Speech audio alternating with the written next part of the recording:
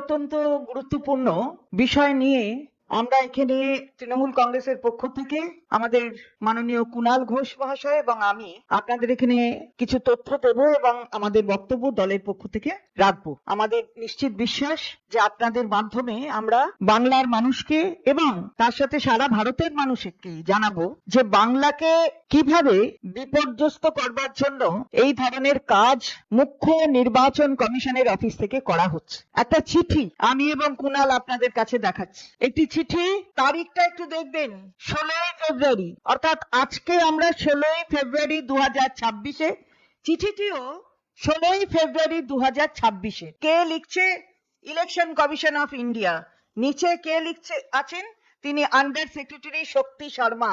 তিনি যা ইনস্ট্রাকশন সেগুলো অর্থাৎ নির্বাচনী আধিকারিকরা সেটাই আমাদের জানাচ্ছেন, যেটা নির্বাচন কমিশন থেকে তাদের বলা হয়েছে জানাতে।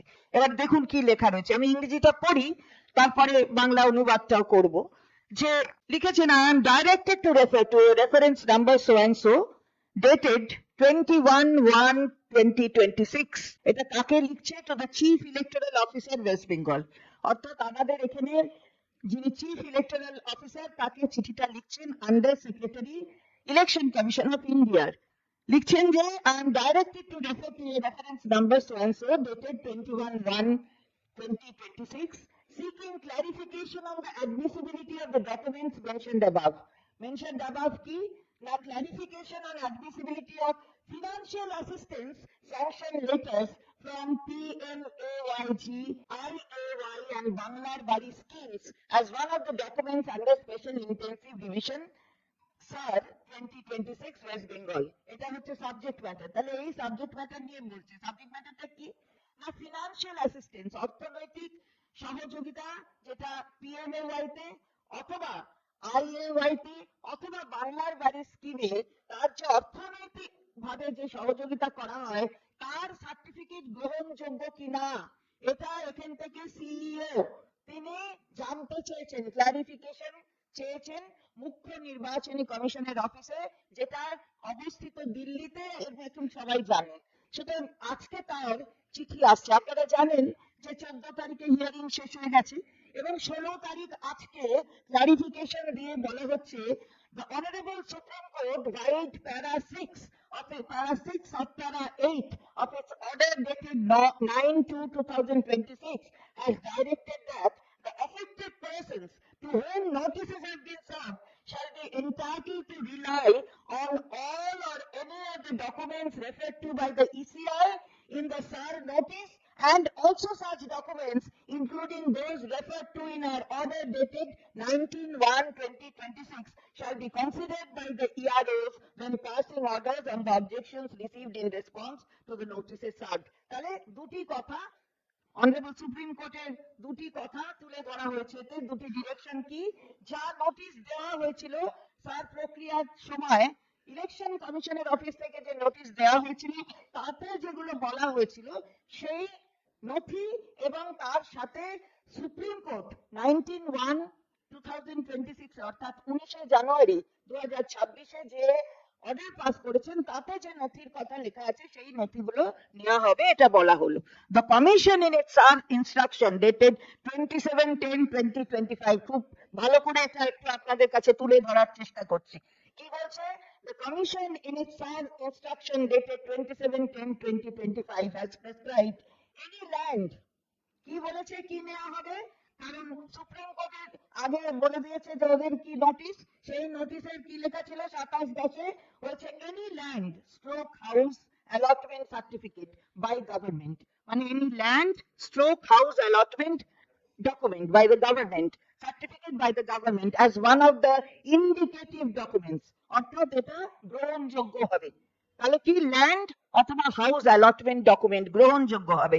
Financial assistance sanction letters issued under the schemes such as PMAYG, IAY, Banglar Bari Gramin, etc.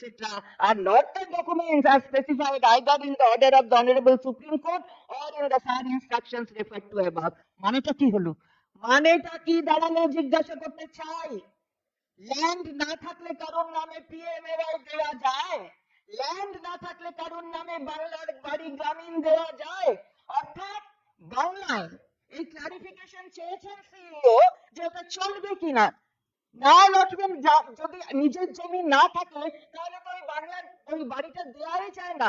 অর্থাৎ বাংলাকে মারো, যেমন করে ইচ্ছে মারো, সুপ্রিম কোর্ট অর্ডার দেওয়ার পরেও যে এই ডকুমেন্টস গুলো গ্রহণযোগ্য হবে, নিজেরাও বলেছে যে ল্যান্ড গ্রহণযোগ্য হবে, ল্যান্ডের ডকুমেন্ট, এটা তো ল্যান্ড সংক্রান্ত, অর্থাৎ ল্যান্ড আগে থাকবে তবে তো বাংলার বাড়ি গ্রামীণ পাবে, তবে তো পিএমএওয়াই পাবে।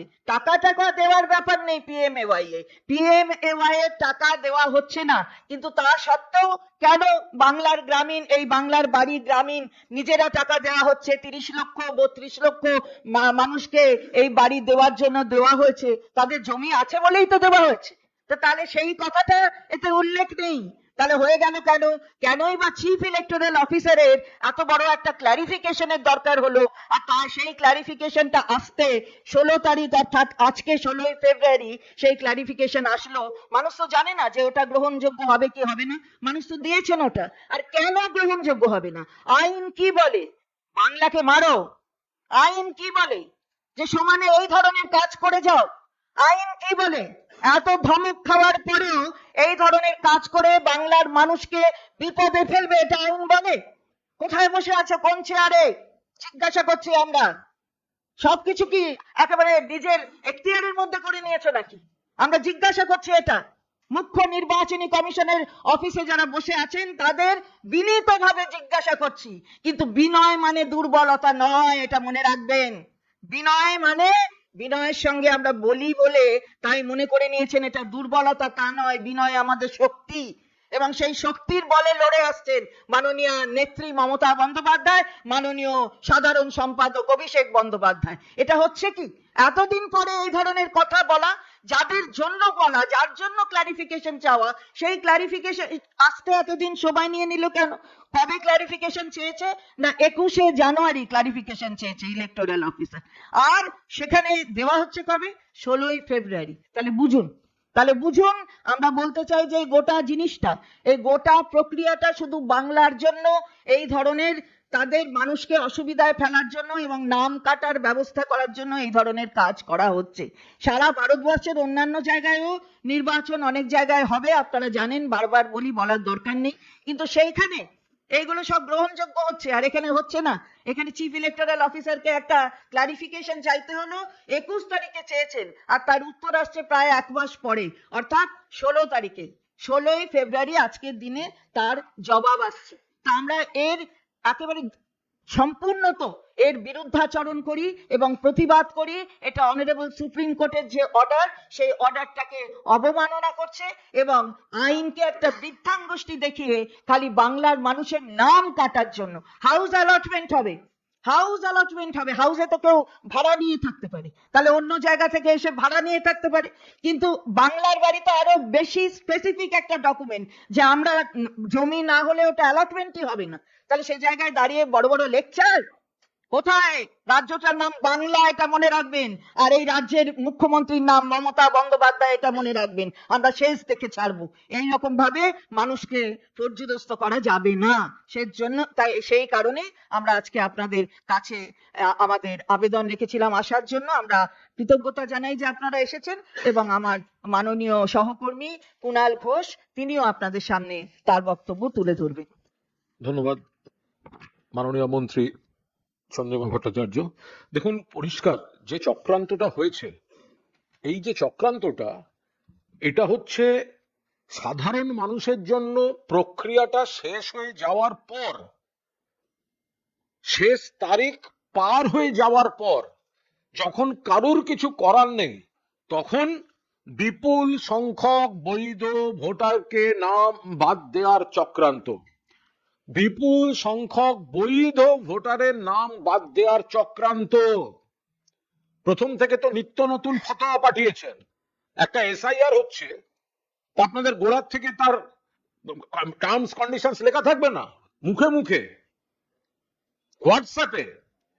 এটা কোন নীতিতে পড়ে 14 তারিখ হিয়ারিং শেষ হয়ে গেছে, 14 তারিখ হিয়ারিং শেষ, লজিক্যাল ডিসক্রিপেন্সি হিয়ারিং শেষ, আনুষঙ্গিক হিয়ারিং শেষ, মানুষ যা যা দেওয়ার দিয়েছেন, যা যা আপলোড করার করেছেন, আজকে আপনারা 16 তারিখে বলছেন ওটা গ্রহণযোগ্য নয়।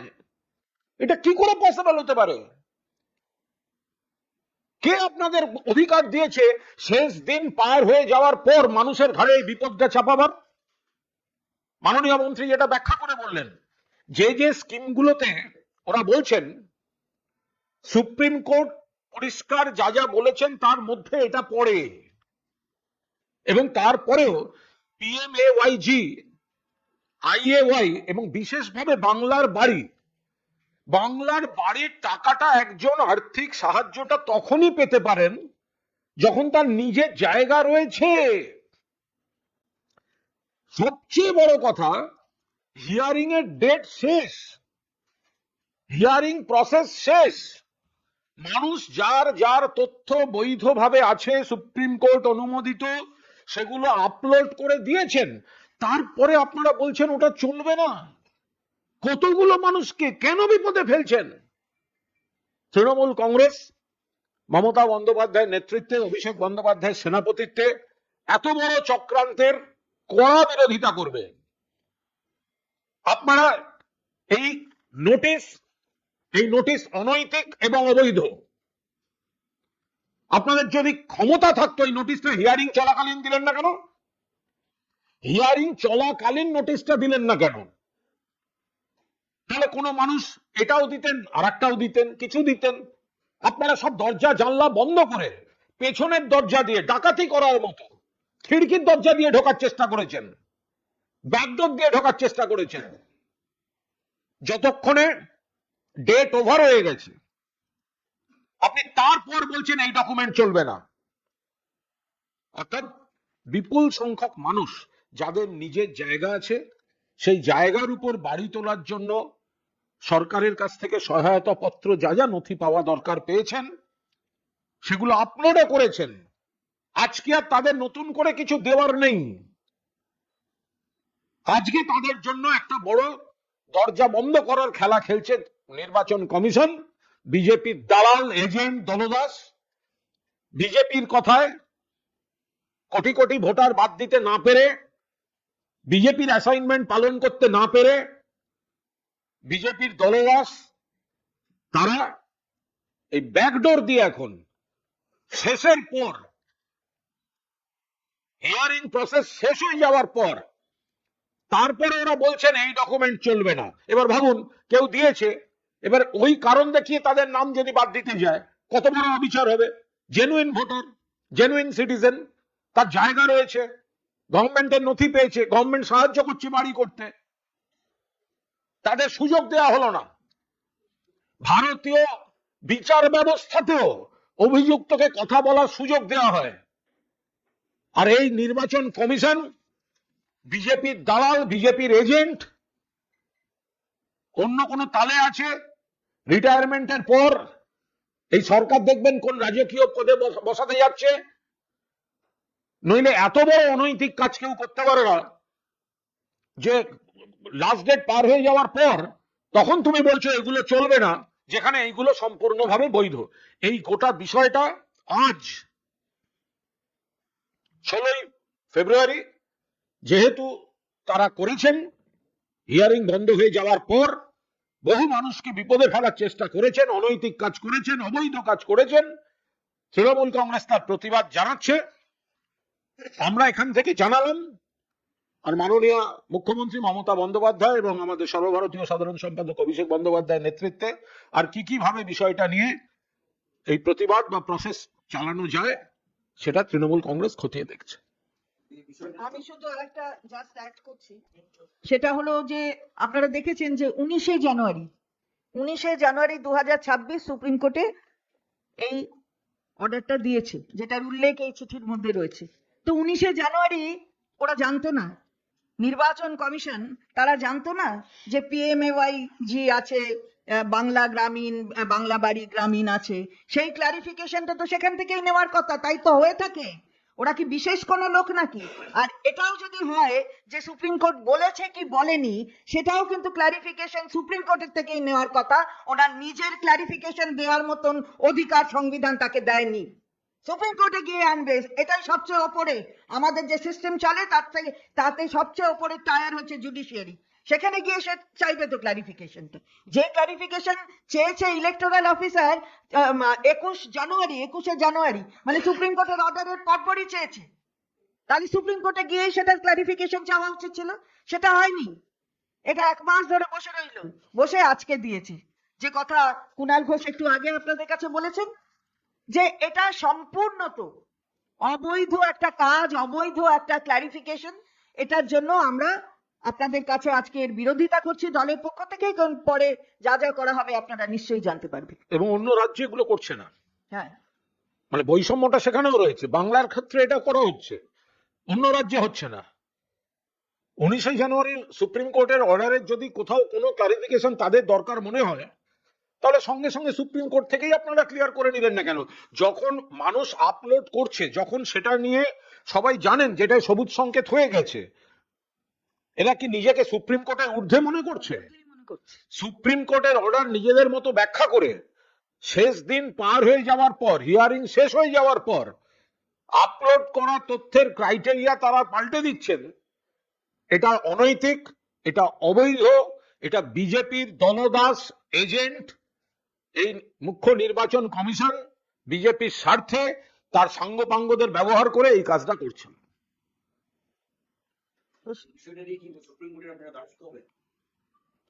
হ্যাঁ, বলো। দেখুন, এই বিষয়টা আজকেই সবে হয়েছে, এর সমস্ত আইনি দিক দলের শীর্ষ নেতৃত্ব খতিয়ে দেখছেন।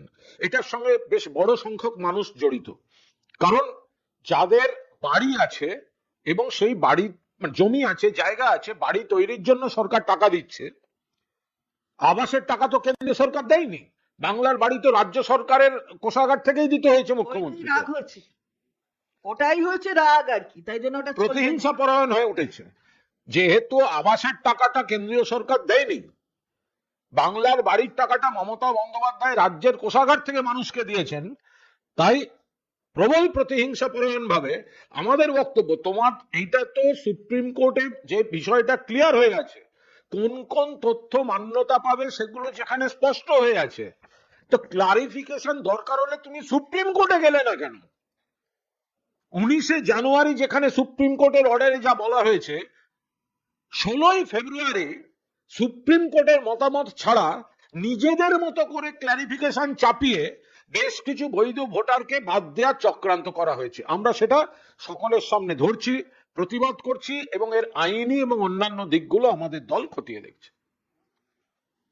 আজকে বিকাল 5টার মধ্যে থেকে সমস্ত ডকুমেন্টস আপলোড করার কথা ওয়েবসাইটে কমিশনে, যারা যারা যে ডকুমেন্ট জমা দিয়েছেন, তাহলে কি করে হবে সেটা? যদি আরে, কমিশন তো বিজেপি শাখা অফিস, এই কমিশনের কোনো গুরুত্ব আছে, কোনো সম্মান আছে? বিএলএ 2টা হওয়ার কথা, যে বুথের বাসিন্দা সেখান থেকে বিএলএ 2 হবে, সেটাই নিয়ম, সেটাই হয়েছিল। বিজেপি লোক দিতে পারছে না, তাদের বুথে বুথে লোক নেই। এই নির্বাচন কমিশন ওই হোয়াটসঅ্যাপ ফতোয়ায় পাল্টে দিয়ে বললো বাইরের লোক ঢোকানো যাবে। তো এই ইলেকশন কমিশন আজকে এটা বলছে, বিজেপি সেটা সুট করবে না। বিজেপি আর একটা আবদার করবে, ভারতবর্ষের অন্যান্য রাজ্যের ক্ষেত্রে একরকম হবে, বাংলার ক্ষেত্রে মানুষকে হয়রানি, মানুষের উপর অত্যাচার। ফলে ওরা একরকম জিনিস, ওদের যদি লাস্ট ডেট বলে কোনো ব্যাপার থাকে, তাহলে লাস্ট ডেটের পর আজকের এই সার্কুলারটা আসে কি করে? মানুষ তো এগুলোকে ধরেই তো দিয়েছেন, মানুষ যে ডকুমেন্ট দিয়েছেন এই বৈধটাই তো দিয়েছেন, সুপ্রিম কোর্টের অর্ডারের পর দিয়েছেন, এবং সেটা 1 মাস হয়ে গেছে। তো তাহলে আজকে হঠাৎ সেটা নিয়ে তারা প্রশ্ন তুলছেন কেন? সিইও এবং ডিইও দপ্তর কমিশন নির্দেশ দিয়েছে যে ফর্ম 7 সেটা নিয়ে যাবতীয় অভিযোগের নিষ্পত্তি আজকের মধ্যেই করে দিতে হবে। এবং যেখানে যেখানে ফর্ম 7 জমা আছে সমস্ত সিইও এবং ডিইও দপ্তর সেগুলো ইআরও থেকে পাঠাতে হবে আজকের মধ্যেই। তার এটা তো বিরাট কারচুপির সম্ভাবনা যা আছে, খুশি তাই আর কি, বিরাট কারচুপির সম্ভাবনা আছে। তাই। কারণ ফর্ম 7টা বিজেপির চক্রান্তের একটা হাতিয়ার। বিজেপি নেতার গাড়ির থেকে হাজার হাজার ফর্ম 7 পাওয়া গেছে। ফর্ম 7 মানে আমি মনে করছি যে আপনি অবৈধ, আমি একটা ফর্ম ফিল আপ করে জমা দিয়ে দিলাম, এবার আপনার শুনানি হলো না, আপনার ডকুমেন্ট দেখা হলো না, আপনার নাম কেটে উড়িয়ে দিল। এটা হয় নাকি কখনো? আর যে পরিমাণ রয়েছে, আজ বলা হলো 1 ঘন্টার মধ্যে শুনানি করে ফয়সালা করো। উনি নিজে করতে পারবেন তো? সাবঅর্ডিনেটদের যা বলা হয় সেটা নিজেও করতে পারার ক্ষমতা রাখতে হয়। তাহলে সাবঅর্ডিনেটরা তো ওনার সাবঅর্ডিনেট, তাই উনি বলছেন উনি নিজে করতে পারবেন? 7 জন ERO-কে সাসপেন্ড করে দেওয়া হয়। আরে কত এই আরো আছে, কত এই আরো আছে, তার মধ্যে 7টা কাকে ধরেছেন কি জন্য? নিজেদের মানে নিজেদের মানে কি বলবো আর কি, নিজেদের যে ওনাদের একটা দায় দিয়ে দিয়েছে বোধহয় ভারতীয় জনতা পার্টি, যে কাউকে আপনাকে সাসপেন্ড করতে হবে। তাই কতগুলো এই আরো আছে, ইয়ারও কত, সব সাব ডিভিশনে এতে সব জায়গায় ইয়ারও আছে, তাদের আন্ডারে ইয়ারও আছে, তার থেকে ধরেছেন 7টাকে। তাহলে বুঝুন, এত খোঁজ পাতি হলো, এত ঘুরঘুর হলো, আসতে যাচ্ছে হলো, তারপর পেলো 7টা। আর সেই 7টাও অত্যন্ত সবই দেখবেন, পরে দেখবেন, আমার আগে থেকে বলা উচিত নয়, দেখবেন পরে কি হচ্ছে। এটা ভয় দেখানো, হুমকি দেয়া, এসব চলছে। অন্য প্রশ্ন আছে। বলছি যে আজকে কিছুক্ষণ আগে হরিশ্চন্দ্রপুরে বিডিও অফিসে ঢুকে মহিলা তিনি সুইসাইড করার চেষ্টা করেন, তার কারণ হচ্ছে যে আবাস যোজনার তালিকা থেকে নাকি তার নাম বাদ গেছে। এটা বলতে পারবো না, একেবারে স্থানীয় ঘটনা, কেন কি সেখানকার পুলিশ প্রশাসন নিশ্চিতভাবে সেটা দেখছেন। সীমান্তবর্তী এলাকাগুলো বাংলাদেশে, সেখানে জামাতের আধিপত্য এবং শুভেন্দু অধিকারী বলছেন 26-এর নির্বাচনের একটা বড় ফ্যাক্টর হবে পশ্চিমবঙ্গে। এটা সম্পূর্ণ অন্য দেশের বিষয়, অন্য রাষ্ট্র, তার কোন এলাকায় কারা জিতেছে তার বিশ্লেষণ করাটা এই মুহূর্তে আমাদের কাজ হতে পারে না। সবচেয়ে বড় কথা, সীমান্তটা, শুভেন্দু অধিকারী যে বড় বড় কথা বলছেন, সীমান্তটা ওটা তো অমিত শাহ বিএসএফ এর দায়িত্বে, হোম মিনিস্ট্রির দায়িত্বে। সীমান্ত সংক্রান্ত কোনো কথা বলতে হলে হোম মিনিস্ট্রিকে বলুন, অমিত শাহকে বলুন। তারা তো আগে ছিল বর্ডার লাইন থেকে 15 কিলোমিটার, এখন তো 50 কিলোমিটার করেছে আইন সংশোধন করে। তো তাহলে শুভেন্দু অধিকারী আর বিজেপি নেতারা বড় বড় কথা বলছেন কেন? বর্ডার এবং বর্ডার থেকে 50 কিলোমিটার যাতে কোনো বাইরের লোক না ঢুকতে পারে, সে দায়িত্ব তো তাদের। যদি কোথাও একজনও ঢোকে, তার তার গাফিলতি, ব্যর্থতার দায় অমিত শাহ। এসএফআই প্রাক্তন রাজ্য সভাপতি প্রতিকুর রহমান তিনি দলের যাবতীয় পদ আমাকে প্রাথমিক সদস্য পদ থেকে বদলে ফেলেছেন।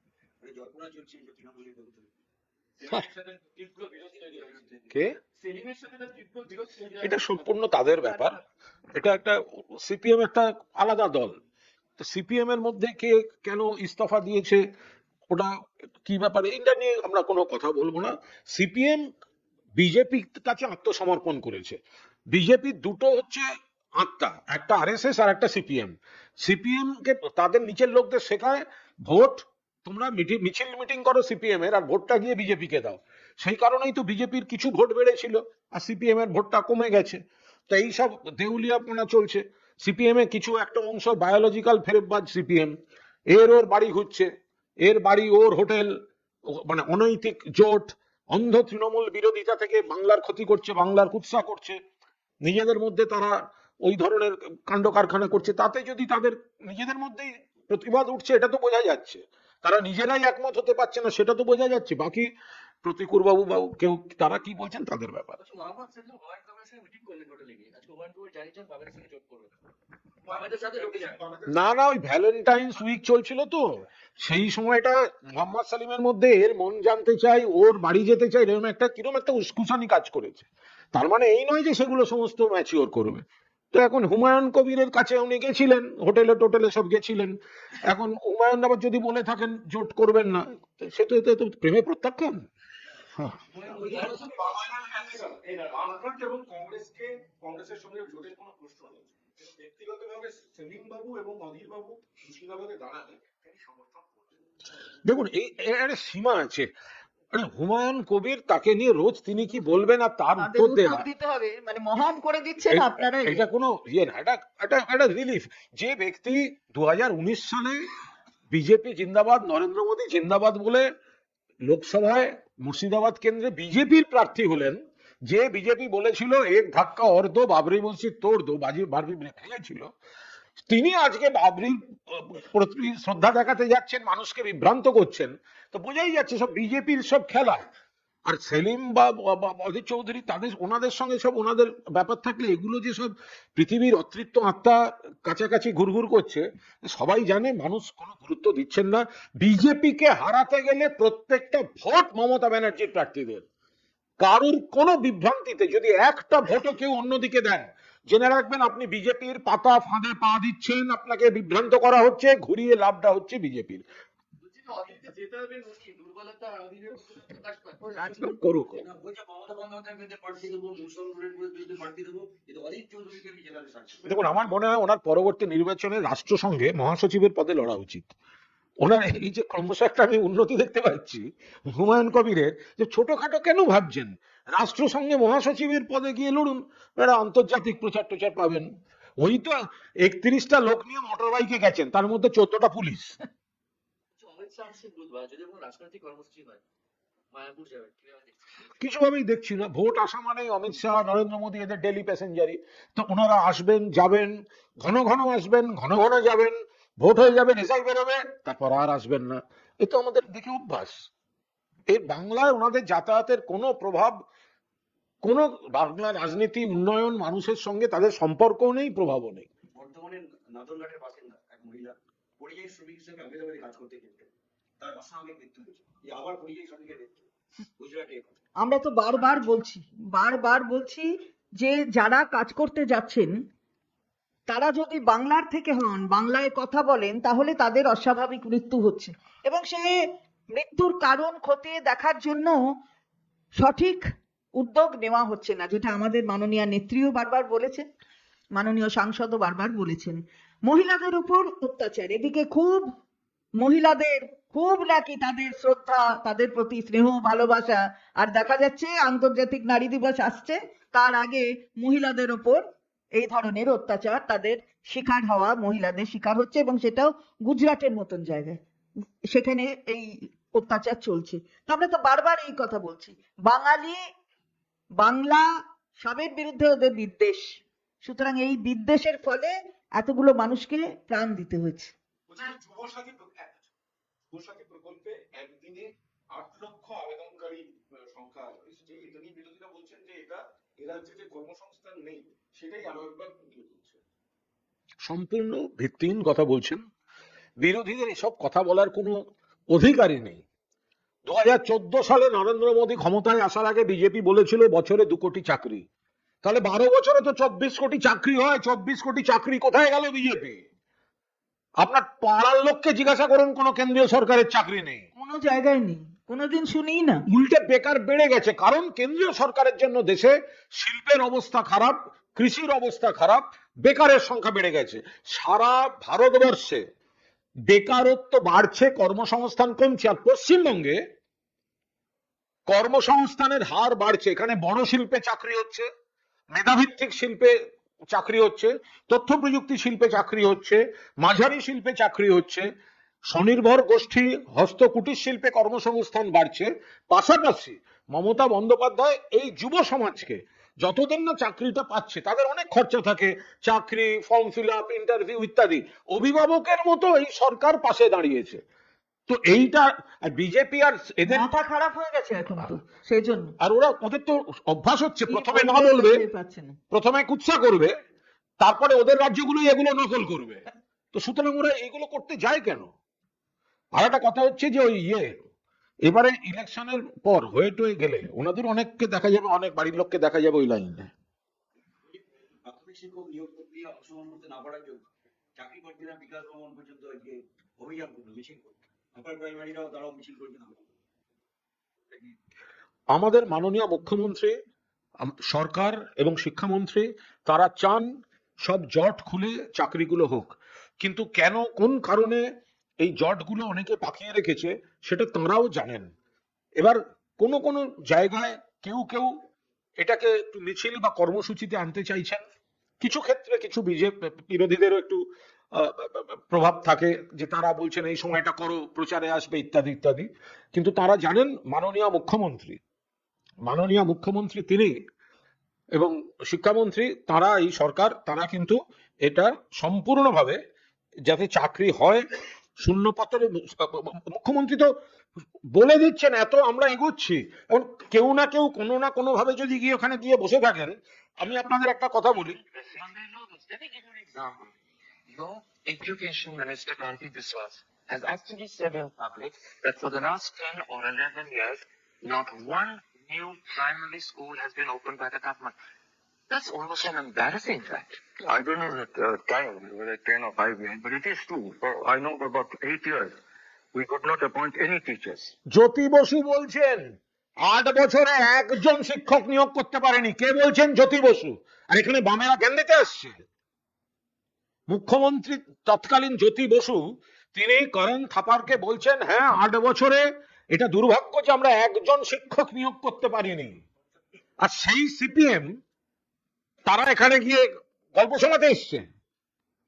মুখ্যমন্ত্রী করেছেন, অনেক শিক্ষার চাকরি শিক্ষাক্ষেত্রে হয়েছে, কিছু ক্ষেত্রে আইনি জট আছে, দুমদাক্কা গিয়ে মামলা করে আটকে দেওয়া হচ্ছে। তো সেগুলো নিশ্চিতভাবে যারা যারা যোগ্য প্রার্থী তাদের প্রতি এই সরকারের দলের পূর্ণ, তাদের প্রতি আমরা তাদের যন্ত্রণা, তাদের চাকরি হওয়া উচিত সবাই মনে করেন। কিন্তু জটটা যারা আপনাদের চোখে জল ফেলিয়ে যারা রাজনীতি করতে চাইছে সেই বিরোধী আইনজীবীদের রাজনীতির ফাঁদে পা দেবেন না। Ma'am, I have two questions.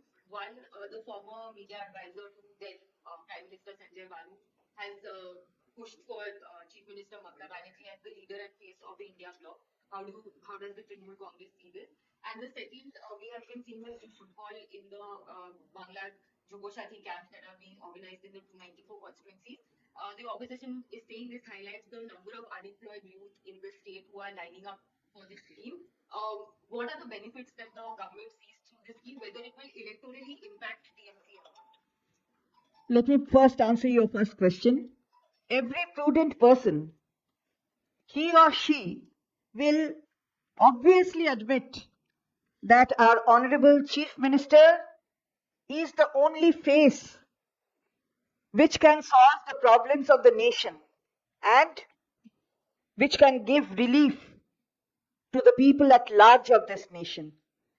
I have time and again said that our nation is a welfare state, and welfare state, there one has to look after the welfare of the people. So here is the Chief Minister of Bengal, who is always a visionary in this section. Therefore, each and every prudent person will obviously admit that she is the face, and that is what has been done. So we thank him. Obviously, we thank him. And so far as your second question is concerned, it has already been answered by my colleague Kunal Ghosh. Now, unemployment. Who says about this? Who says? They had promised that they would be giving 2 crores job to the people of the nation. Now 12 years have passed. There should have been 24 crores job. Have they given, or they have answered why they have not been able to give? What are the industries which have come? Rather, we see that nationalized section is being actually passed over to the private sector. So when they say Atmanirbhar Bharat, but they give it in the hands of the private sector. Now, so far as this Jubo Shati is concerned, it's a unique program. This is for the youth section, and this is what has troubled them. You know, to this budget, we had focused on each and every sector, and this has troubled actually the Bharatiya Janata Party and their leaders. So this is what they have done. Here, what is being done by the Jubo Shati scheme? Jubo Shati scheme, we are actually giving financial assistance. It's not something only to cover up the unemployment. It's not a question of unemployment. Think about a student who has passed Madhyamik. This is the basic requirement for getting into the Jubo Shati scheme. So a student has passed Madhyamik. Now he will go for further studies. While going or taking admission to a college, he has to take bank loan. Then he has to pay EMI. Is it not an assistance which is required? Is this only for unemployment? One can also make himself an entrepreneur. So this entrepreneurship also, this can also be promoted to this sorts of financial assistance. So why are they feeling shy to say this? Actually, they have been disturbed by this sort of scheme. So they will say something in a galore, and this is what they are doing. Ananya Banerjee আপনাদের councillor, Kolkata কর্পোরেশনের আজকে budget সেশনে আলোচনা চলছিল, সেখানে তিনি নাকি কলকাতা কর্পোরেশনের বাজেটকে ডবল ইঞ্জিন সরকারের বাজেট বলে বলেছেন। ফোন করে বলুক, চাচলে বলুক। এটা কি করে বলবো এখন, না জানলে ডাবল, উনি কিভাবে বলেছেন সেটা উনি জানবেন, সেটা উনি অন্যভাবে হয়তো বলে থাকতে পারেন।